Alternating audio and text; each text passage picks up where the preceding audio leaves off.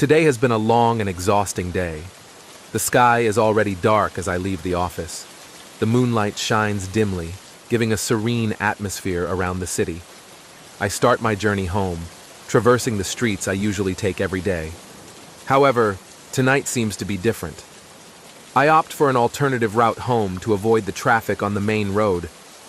I decide to take a shortcut that passes through the outskirts of town, even though it means passing by an old abandoned cemetery. Despite being afraid of the spooky stories about the place, I try to remain calm.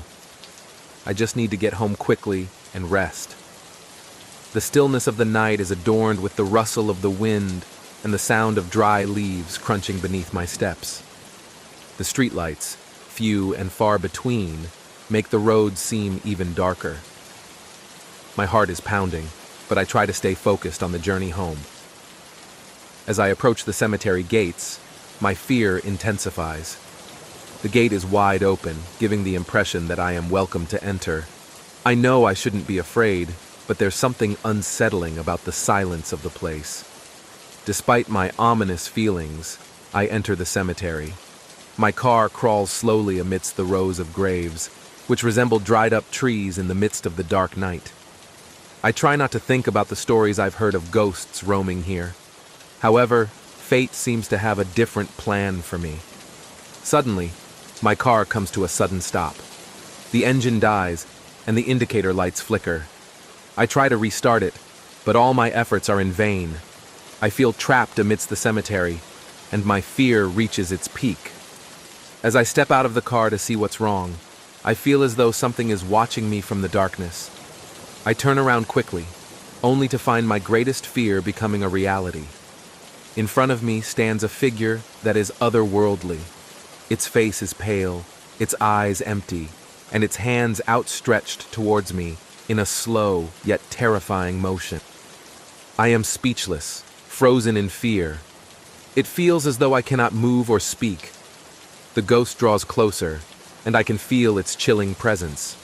I know I should move, but my legs feel paralyzed by fear. With great effort, I try to back away slowly, but the ghost continues to approach me. It feels as though time stands still, and I am trapped in the threatening darkness. I can feel its cold breath brushing against my face, and I can barely breathe. Suddenly, a sound echoes in the darkness. I turn towards the sound and see a small light approaching. It feels like there is hope there, and I try to reach it. I run towards the light, leaving the ghost behind me. As I approach the source of the light, I realize that it's a group of people carrying torches. They are local residents patrolling around the cemetery at night.